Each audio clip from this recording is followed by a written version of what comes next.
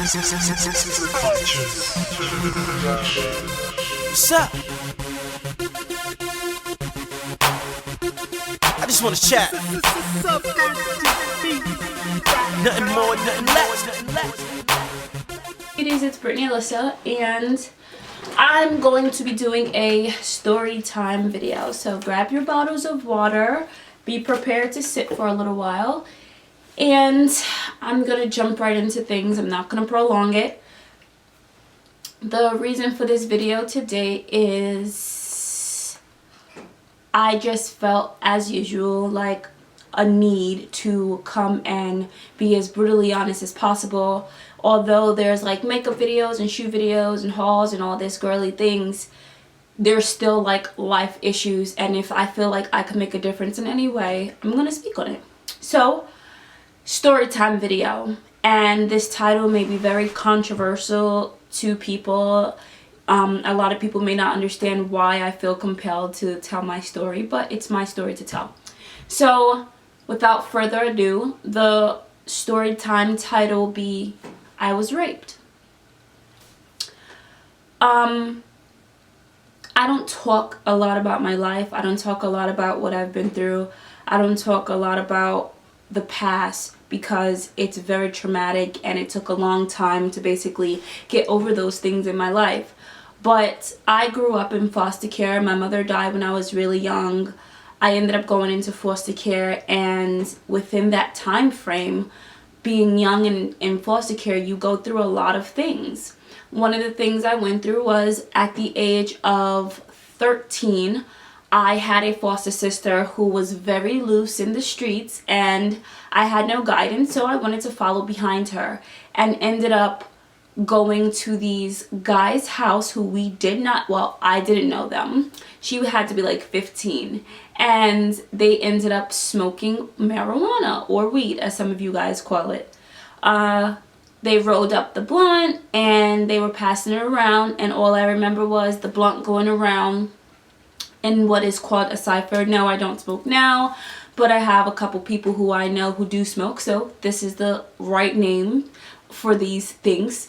It was going around in a cipher, and it had to be like maybe 8 blunts going around, and they passed it, and every time it passed it to me, I would just and blow it out. One of the guys were like, no, you're doing it all wrong, like you're supposed to inhale it. And I had remember trying to smoke a cigarette, and it made me cough, so I was like, I don't want to do that because like coughing from a cigarette makes you feel like you can't breathe. They're like, no, trust me, it'll be good. So the next time it came around, I inhaled it, and I was like, oh, this is cool. I inhaled it, I didn't cough.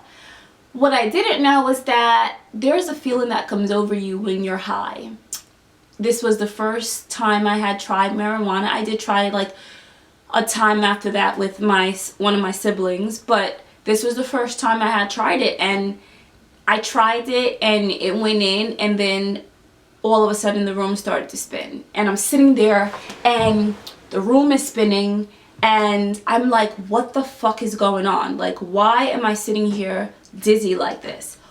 My mouth got really dry, like all I could think about was grabbing water. It was her and it had to be maybe about 4 or 5 dudes. That's a recipe for disaster. At the time, I didn't know it was a recipe for disaster, being 13 and young and not being able to even wipe between my ears correctly. So now I'm dizzy. This had to be after maybe about, like I said, 8 blunts going around, maybe about 6 that I had inhaled, and there's like 5 dudes and 2 women. Two girls, sorry, not women, 2 girls. And now I'm severely high. I'm severely high. I don't know what the hell is going on around me. All I know is that I need water. So after we smoked, my foster sister, she was laughing and joking, and she was like, oh dude, like I think like she's really high, like everyone's laughing at me. I didn't find the shit funny, personally speaking, and I ended up stumbling out of there and going to a bodega and walking in the back, and I remember a police officer saying, she looks crazy, like just let her go. I stole water and I'm drinking it, and as I'm drinking it, one of the dudes approaches me and he goes, my mother is a nurse And in my mind, all I knew is that I need a nurse, I need a doctor, I need someone, like, I'm really fucked up. I need someone to help me. So the fact that she's a doctor, a nurse, I need to go your way. So all I remember was him guiding my hand, and in the middle of the street, I remember laying on a car, and like, he's like lifting me like, yo, you're wildin', get up. And he takes me to his house. Through the course of that night, I remember little bits and pieces, like in and out. My memory was really in and out. So I remember the black car. I remember stumbling through the street. I don't remember where I was because I was so high. All I saw was like bright lights. And I remember walking up some stairs to his house. I remember vomiting, and I remember vomiting green. Like, I don't know why. I just kept vomiting and vomiting and vomiting, and my mouth just could not stop being dry. In the middle of the night, or some time had passed, because honestly, my memory was in and out.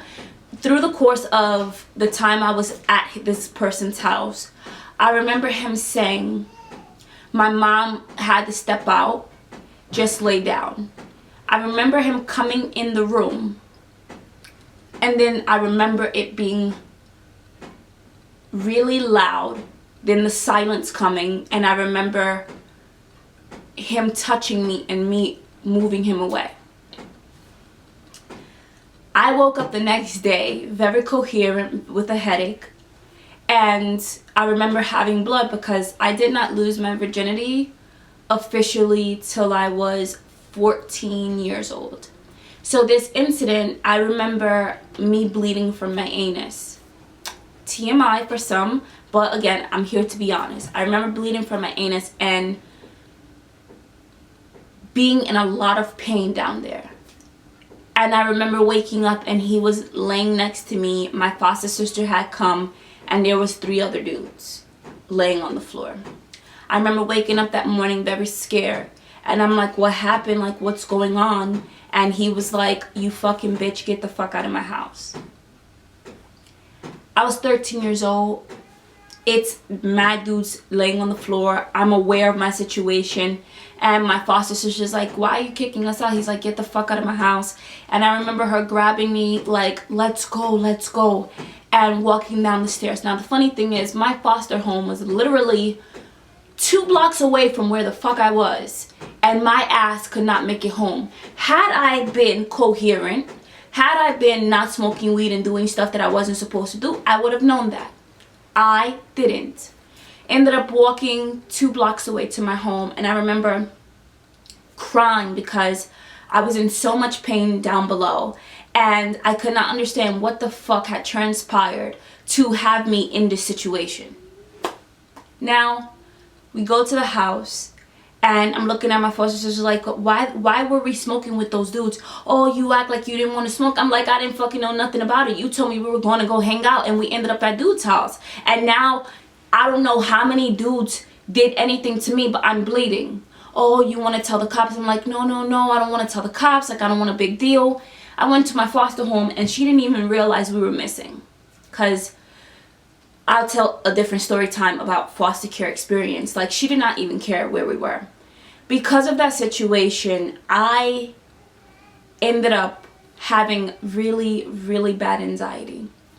I did not know what it was, but I remember having these attacks where, as I thought about leaving the house, because the house became my comfort, it became my bubble, it became where I wanted to be and where I didn't want to be without.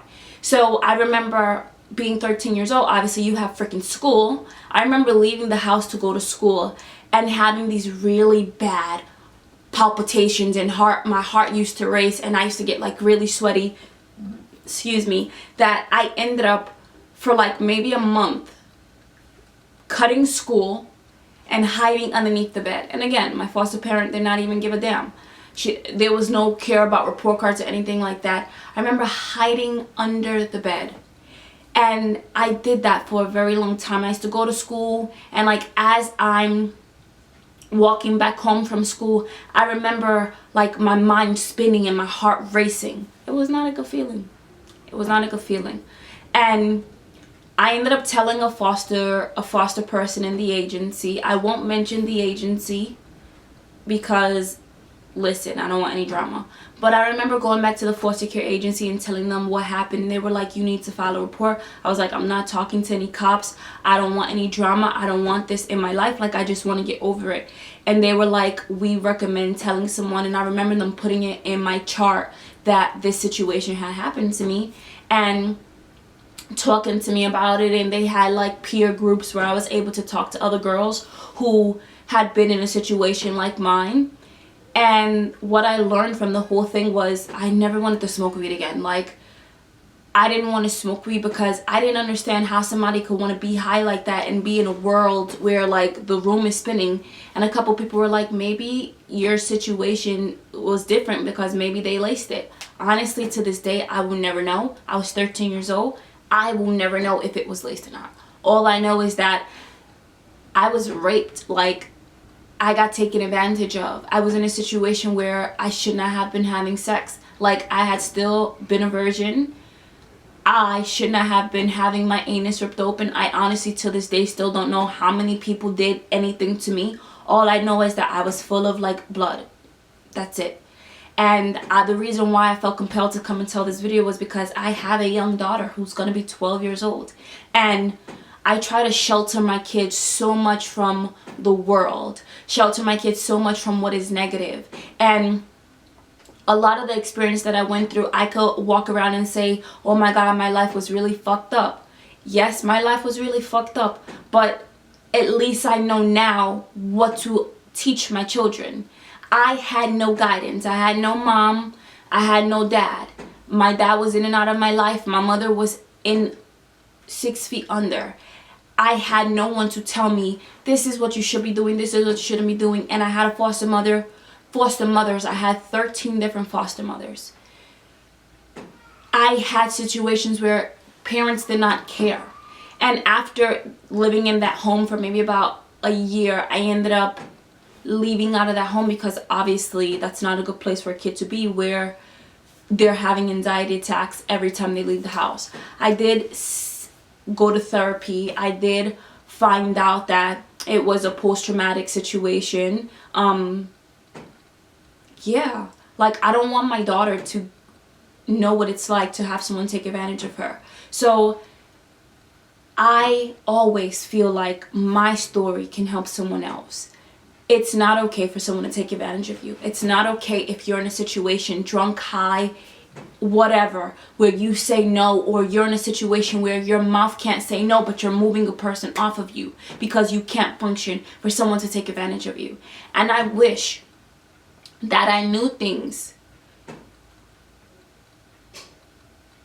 then the way that I knew it now. But at 13 years old, you're not supposed to, that the world is a horrible place or can be a horrible place. You're supposed to be sheltered. You're supposed to be loved. You're supposed to have people who prevent things from happening to you. It was like a lot. And I remember seeing the guy maybe 2 years later. And the reason why is because he had like a little scar on his face. He was a Spanish guy. He had a scar on his face and he had hair. And I remember walking past him, and I don't know if it was his scent that made me turn and realize it was him, but something triggered something in my brain, and I turned and I realized it was him, and I just couldn't stop panicking. I was like, oh my God, is he gonna touch me again? I'm like, oh my God, I need to get away from him. I wouldn't wish that on my enemy, because to this day I'm grown with kids and a husband and a life. And to this day, just to think about it takes me back to a place where I don't like to be, because it's a negative place. It's a place of fear. It's a place of, I didn't have control over my life. And it makes me hold on to my kids that much more. Maybe I'm like a little erratic. Like, I don't want them to be in any danger. So, like, I'm just like all over them all the time. But yeah, that happened, and I'm forever changed, but it allowed me to be able to say, I smoked weed when I was younger and I'm good. I don't want to smoke weed. Yeah, I did smoke with my siblings maybe when I was like 18, 19 years old. Like one other time. So my whole life I smoked weed twice. One other time my sibling was like, you should try it. Just smoke with me. You'll be good. And I remember just taking one pull and I was like, I'm good. And I didn't feel the way that I felt before. I did feel a little, how do you say, queasy or woozy. The room was spinning a little bit, but it wasn't as bad. And my sibling was right. They protected me. I was okay. I wasn't touched. I wasn't outside doing anything crazy. But I recommend not smoking weed. Like, I don't see the point in it. I'm a mother and I hope and pray to God that my children will never do that. I don't recommend drinking until you are able to know how to handle yourself in those situations. I personally don't drink, smoke. I barely take Tylenol. Like, I live my life very structured. I drink my bottles of water and my apple juice and my orange juice and I'm good. But when you put yourself in situations of trying different drugs and recreational drugs and drinking, you never know what can happen. And not to say everybody's gonna get raped, not to say that, I'm not saying that at all. All I'm saying is, if you're too young to understand the effects of it, you shouldn't do it. You shouldn't do it anyway. That's my personal opinion. But if you're a child, stay innocent. Don't be curious. Like, don't be curious to try new things. Don't think you're gonna fit in and be cool if you try new things. Because you just never know these days. Like, this world is even more crazy than it was back then. But you just never know. So I hope you guys enjoy this storytime video. I hope you guys appreciate my honesty. If you guys have any questions, feel free to leave comments below. I do answer all my comments in all my inboxes. Feel free to say whatever you want. Hey, I lived through it, so nothing anyone can say at this point can really break me down. I hope you guys enjoyed it. Again, this is all about beauty. This is BrittanyAlissa, all about beauty 101. And until next time, have a good day.